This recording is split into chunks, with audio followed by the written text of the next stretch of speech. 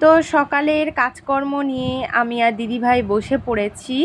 তার আগে তোমরা যদি আমার ভিডিওটি ভালো লাগে তাহলে প্লিজ তোমরা like, comment, share and subscribe করো আমার চ্যানেলটি, আর আমার পাশে থেকো, আর প্লিজ আমাকে একটু সাপোর্ট করো। তো আমাদের সকালের তো রান্না বান্না হয়, তার জন্য আমি আর দিদিভাই শুরু করে দিয়েছি রান্নাবান্নার কাজ। তো শাক আরও আগে বেছে নিচ্ছি দুজনা মিলে, তারপর দিদিভাই কাটছে, আমি বানিয়ে দিচ্ছি শাকটা। তো সকালে তো সবজি আরও রান্না হবে। কি কি হবে বলো তো আজকে রান্না? দেখতেই পাচ্ছ শাক, তো শাক ভাজা হবে। আর এদিকে দেখতে পাচ্ছ ঝিঙে আছে, তো ঝিঙে আলু দিয়ে একটা সবজি হবে, আর হবে ডিমের কারি। তো দিদিভাই এবার শাক কাটা শুরু করে দিয়েছে, আমি ততক্ষণে রসুনটা ছুলে নিচ্ছি, মানে যতটুকু যা আমি হাতে করতে পারি ওটাই করে দিচ্ছি। দিদিভাই তো বটিতে পেঁয়াজ আরও তারপরে কেটে দিবে আমায়। তো দিদিভাই এদিকে কেটে দিয়ে আমি দিলে ভাজতে চলে যাব, বুঝলে তো। আমি তারপরে শাক ভাজাটা শুরু করে দিব প্রথমে। তো যাই হোক, অন্য দিন দেখতে পাও আমি কাটাকুটি করি, তো আজকে দিদিভাই আগে উঠে ভাত বসিয়েছে আর একদিকে ডিম সেদ্ধ। তো তারপর শুরু হয়ে গেছে কাটাকুটি করা। দিদিভাই কাটাকুটি শুরু করেনি তখন, শাক আরও বাছছিল, তারপরে আমি উঠলাম, শাক বাছলাম, আর দিদিভাই কাটাকুটি শুরু করলো। তো আমি এবার চলে গেলাম শাক ভাজার জন্য। দিদিভাই বললো শাকটা তুমি ভাজো, তো চলে গেলাম শাকটা ভাজতে। এবার দিদিভাই এদিকে ঝিঙে আরও কেটে নিচ্ছে। তো ঝিঙে আলু দিয়ে একটা হালকা ফুলকা সবজি রান্না হবে, যেটা সত্যি কথা বলতে খুবই লাইট কিন্তু খুব উপকারী। মানে অত তেল মশলা দিয়ে ওটা হবে না, খুব সিম্পলভাবে হবে, কিন্তু শরীরের জন্য খুব ভালো ওটা। এবার দেখো, এখন তো যত দিন যাচ্ছে তত তো মানুষের শরীরে রোগ ব্যাধিটা আরও বেশি বাড়ছে বলো। তো যাই হোক, যতটা পারা যায় একটু হালকা ফুলকা করার চেষ্টা করা হয়। তো দেখা যাক কত দূর কী করা যায় এরকম করে। তো এদিকে ডিমের কারি হবে, তো ডিমের কারিটা হচ্ছে বলে এদিকে একটা হালকা সবজিও রান্না হবে। তো যাই হোক, দিদিভাই কাটতে থাকুক, আমি রান্নার দিকে এবার যাই।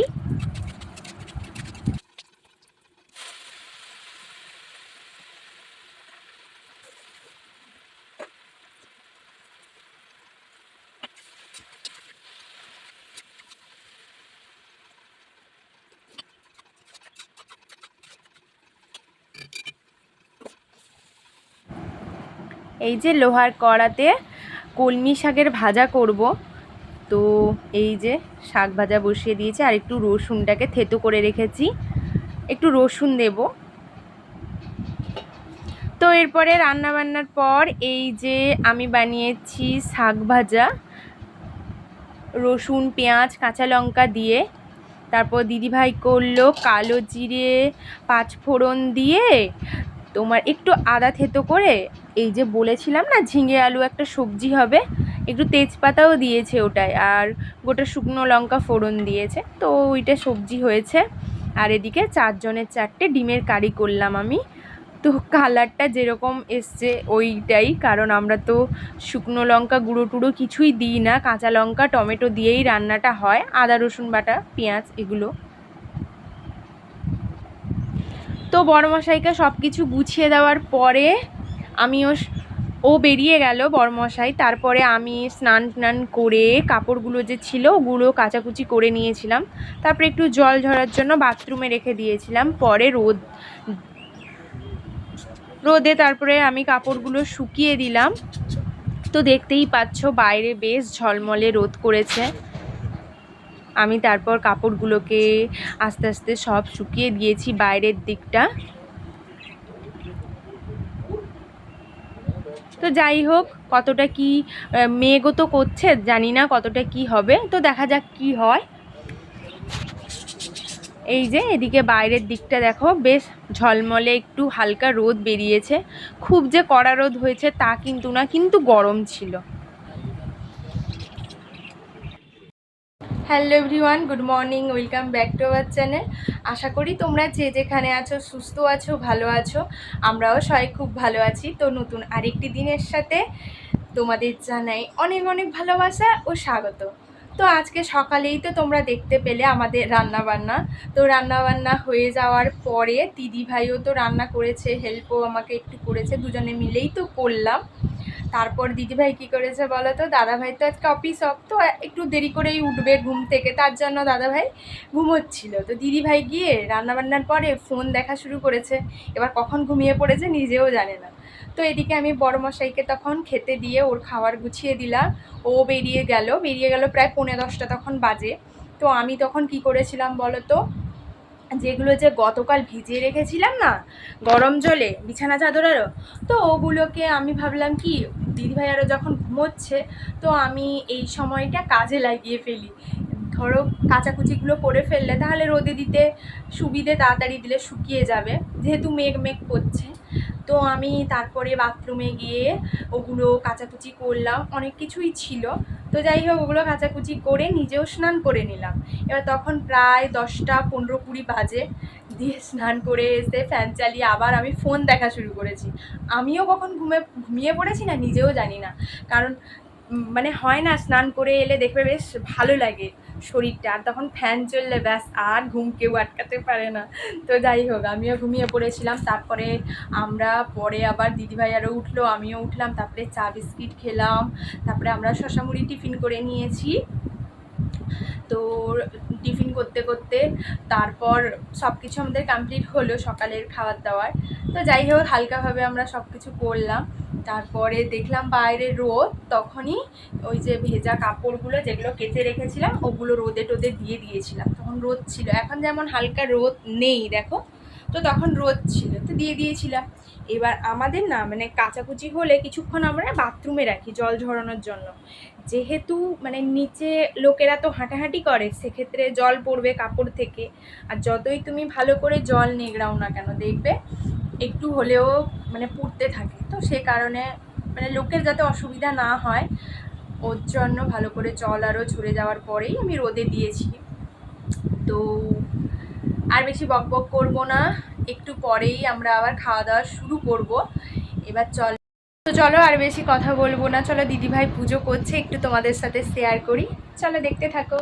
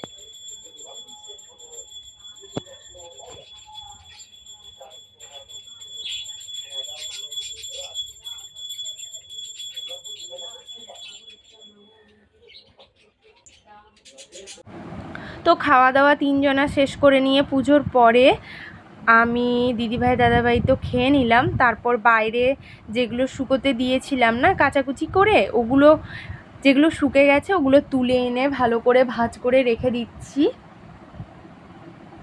তো এই যে ভাঁজ করে নিলাম। হ্যালো এভরিওয়ান, সন্ধেবেলা আবার তোমাদের সামনে আসলাম। দুপুরে দিদিভাই পুজো শেয়ার করার পর তারপরে খাওয়া দাওয়া তো করলাম। সকালে তো কী রান্না হয়েছে দেখিয়েছিলাম, তাই আর দুপুরের মেনুটা তোমাদের আর খেতে বসে দেখায়নি। তারপর কি হয়েছে বলো তো, আজকে তো শনিবার, দাদাভাই বাড়িতে আছে, তার জন্য আমার ফেভারিট ভূতের মুভি দেখা হয়ে গেছে। তিনজনে মিলে দেখেছি রাজ 3।